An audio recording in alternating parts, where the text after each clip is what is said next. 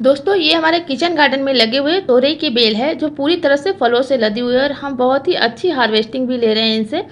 और गर्मियों के सीज़न में जो तुरई लगाने का सही समय होता है वो जनवरी से फरवरी होता है और मैंने 15 जनवरी को ही इनके बीज की बुआई कर दी थी और 70 से 80 दिनों में ये फल देना शुरू कर देते हैं। तो इसके बीज को दो मेथड से लगाया जाता है, एक तो डायरेक्ट बुआई कर दी जाती है और दूसरा ट्रांसप्लांट मेथड से, यानी कि सीडलिंग ट्रे में इनको जर्मिनेट करने के बाद इनके बीजों को गमलों या मिट्टी में ट्रांसप्लांट किया जाता है।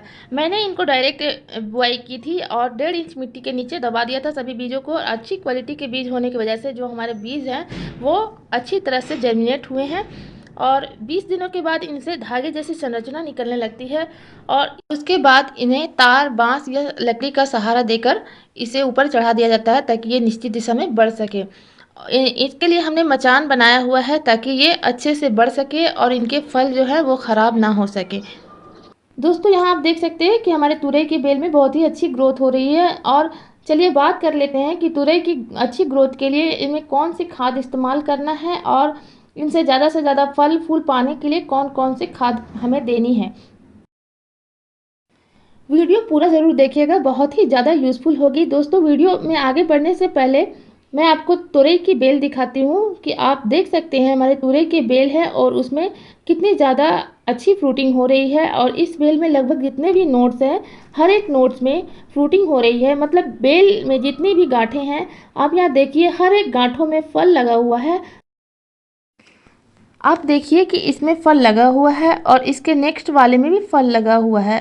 ऊपर मैं चलती हूँ तो इसमें भी फल निकला हुआ है और इसके ऊपर वाले नोड में भी फल निकला हुआ है। तो सबसे टॉप वाले में भी देखिए यहाँ भी छोटा सा फल लगा हुआ है। इस तरह से जितने भी ब्रांचेस हैं सभी में फीमेल फ्लावर्स लगे हुए हैं। तो इस तरह से फ्रूटिंग होने की वजह क्या है और हम इसमें कौन सा खाद देते हैं, तो चलिए आज मैं आपके साथ शेयर करती हूँ कि तुरई की अच्छी ग्रोथ के लिए सबसे पहले कौन सी खाद देनी है। तो किसी भी खाद को देने से पहले आपको अच्छे से मिट्टी की गुड़ाई कर लेनी है। अगर मिट्टी गीली है तो उसको हल्की गुड़ाई करें और मिट्टी अगर सूखी हुई है तो उनको गहरी गुड़ाई करें। और गुड़ाई करने के बाद खाद देने का फ़ायदा यह है कि जो भी खाद वगैरह आप देंगे वो मिट्टी में अच्छी तरह से मिलेंगे और प्लांट की जड़ों तक पहुंच जाएंगे। और ध्यान रखें कि जब भी आप गुड़ाई करें तो मेन स्टेम से 2 से 3 इंच दूर में गुड़ाई करें, क्योंकि जो इनकी जड़ें हैं वो डैमेज हो सकती हैं। तो इनकी अच्छी ग्रोथ के लिए सबसे पहला खाद जो है वो है चूना। और ये कैल्शियम का एक बहुत ही अच्छा सोर्स है। 1 से 2 चुटकी चूना एक प्लांट के लिए काफ़ी होता है, क्योंकि प्लांट अभी फ्रूटिंग स्टेज में है तो इसके यूज़ से फल का साइज भी बड़ा मिलता है। इस खाद को हर 15 दिनों में आप अपने प्लांट में डालें। इसके साथ काउडंग मैन्योर या वर्मी कंपोस्ट डालें।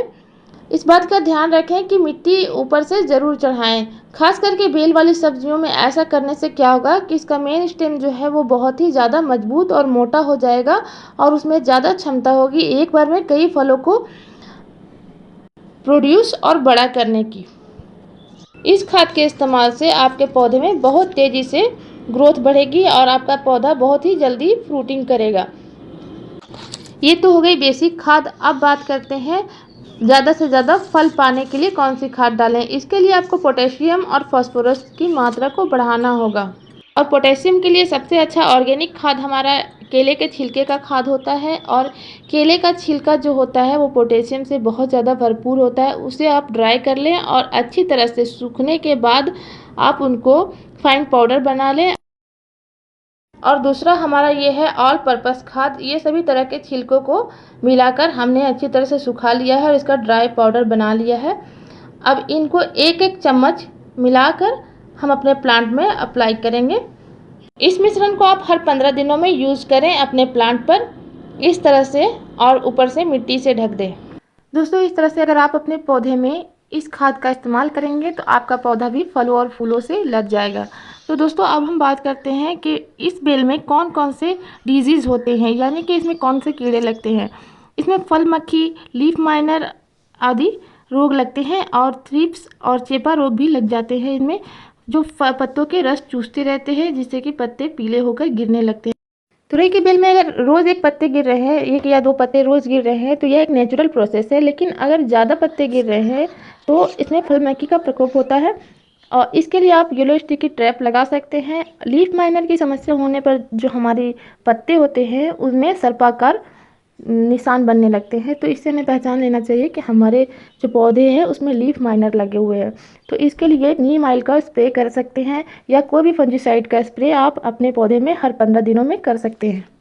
अगर आप चाहें तो 1 लीटर पानी में 2.5 ml सीवीड एक्सट्रैक्ट का घोल बनाकर इसमें फॉलिएज स्प्रे भी कर सकते हैं। फोलियर स्प्रे प्लांट के स्ट्रेस को कम करता है और फूलों को खिलने में मदद करता है। स्टार्टिंग से ही अगर आप अपने प्लांट को अच्छी तरह से फर्टिलाइज करते रहेंगे तो आपके प्लांट में कोई भी न्यूट्रिशन की कमी नहीं होगी और आगे जाकर आपका प्लांट अच्छी तरह से फ्लावरिंग और फ्रूटिंग करेगा। इस बात का ध्यान रखना है कि ऑर्गेनिक फर्टिलाइज़र जो होते हैं या इंसेक्टिसाइड होते हैं वो माइल्ड होते हैं, मतलब सभी पोषक तत्व इनमें मौजूद तो होते हैं लेकिन बहुत कम मात्रा में होते हैं, इसलिए इन्हें टाइम टू टाइम फर्टिलाइज करते रहना है।